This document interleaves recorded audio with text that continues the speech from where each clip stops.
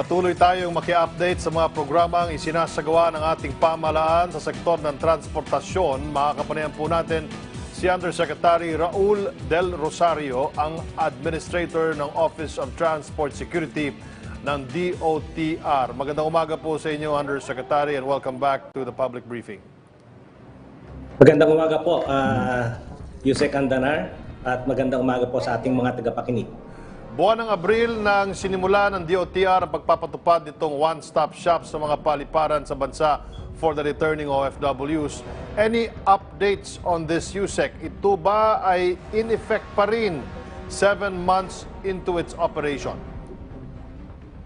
Totoo po yan, in effect pa rin ang ating one-stop shop. Sa katunayan, kahapon ay mayroon tayong konting selebrasyon sa pag-welcome ng ika-500,000 na OFW dumating kahapon ng hapon.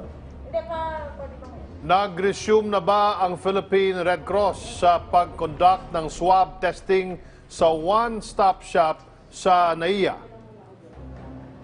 Noon pong October 15, tumigil ang Philippine Red Cross, ngunit makalipas ang 13 araw noong October 28, ay bumalik na rin ang Philippine Red Cross sa pag-swab, pag-RT-PCR swab. Noon pong 13 araw na tumigil ang Philippine Red Cross, 13 government hospital po ang sumalo at naibigay naman ang lahat ng serbisyong kailangan ng ating mga OFWs nang wala ring namang delay.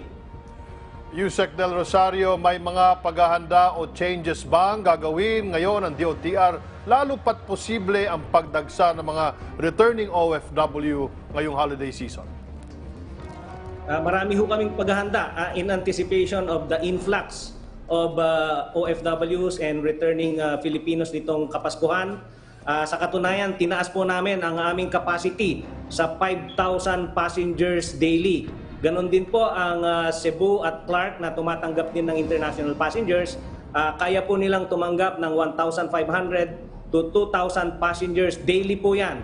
Nagdagdag din po kami ng mga swabbers at saka ng mga ibang katuwang nating agencies na mga taong mag-aasikaso sa ating mga OFWs. Ang mga hotel din po ay inimbentaryo namin para sa mga quarantine facilities na gagamitin at ang mga sasakyan na gagamitin ay dinagdagan din po.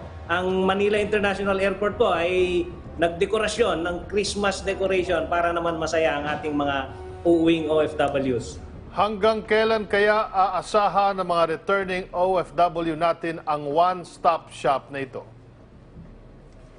Habang pinapatupad po natin ang ating mga COVID protocols ay nandyan po ang one-stop shop at alam po naman po natin ay yan ay isang interagency activity na kinabibilangan ng iba't ibang ahensya ng gobyerno na nagpapatupad ng synchronized implementation of COVID protocols at the same time yung mga arrival protocols na ginaganap natin sa isang bubong para naman pag-alis ng ating mga pasahero, paglabas sa airport ay nagawa na nila ang ating mga karampatang COVID protocols at mga arrival protocols. So habang meron pong mga parating, nandyan po kami.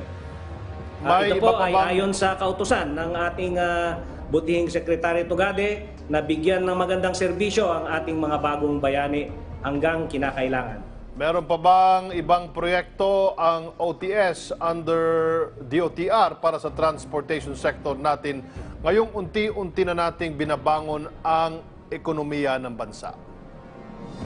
Meron po kaming mga nilalabas na mga memorandum circular upang sa ganoon ay magkaroon tayo ng adjustment ng ating mga security protocols na inline or parallel naman sa ating mga COVID protocols.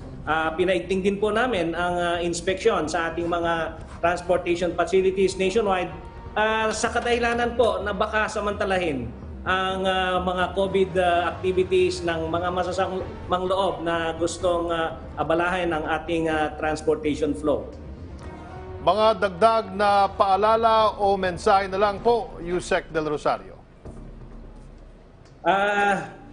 Mahirap po ang kalagayan natin ngayon, lalong-lalo na sa COVID-19. Pero nakita ko naman na ang ating gobyerno, lalong-lalo na po ang DOTR, ay nandyan lagi upang ibigay ang karampatang serbisyo, lalong-lalo na po sa ating mga OFWs at mga bagong bayani. pala. At kitang-kita po natin ang aggressiveness ng leadership ng DOTR. At your service po kami. Meron po tayo mga pahabol na katanungan mula po naman sa mga kasama natin sa media. Yusek Rocky. Opo, good morning po, Yusek Del Rosario. May tanong lang ang ating mga kasama sa media. Tanong po ni Sam Denilla ng Business Mirror. Para po sana to kay Secretary Tugade. May plano po kaya ang DOTR to limit public transportation this month to contain the expected post-holiday surge in COVID-19 cases? If not, may new protocols po kaya na implement ang DOTR during the Christmas holiday limit the spread of infection? Sa tingin ko po, ang hangarin ng DOTR ay ma-accommodate lahat ng ating mga nagbibiyaheng mga kababayan, lalong-lalo na sa panahon ng Kapaskuhan. So, ang aking sa paningin po ng DOTR, baka dapat pang kailangang dagdagan para maserbisyon ang ating paong bayan without sacrificing the implementation of our COVID protocols. Tanong naman po ni Karen Villanda ng PTV, first day po ng implementation ng cashless transaction at wala na pong cash lane, kaya bumigat daw po yung traffic sa mga entry point. Magpapakabit kasi ng RFID. Ano po ang reaction dito ng DOTR and magkakaroon po ba daw ng adjustment para sa implementation? Ginagawa hong lahat ng DOTR para matugunan ang lahat ng pangangailangan ng ating mga nag-a-apply ng RFID at meron pong mga guidelines na inilabas at pipilitin pong maserbisyuhan ng lahat without really affecting much traffic to our convening public. Opo. Tanong naman ni Joseph Morong ng GMA7, mag-i-increase po ba or magbabalik biyahe po ba ang mga bus sa ilang probinsya tulad halimbawa ng papuntang La Union at other provinces?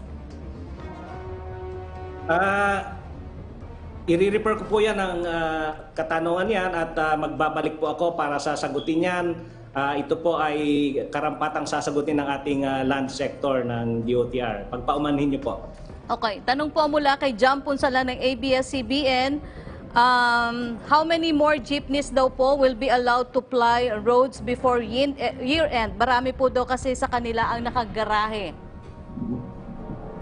Kagaya po ng nasabi ko kanina, i-refer ko po yan sa karampatang tao na ng DOTR na siyang makakasagot at makapagbibigay ng more accurate answer.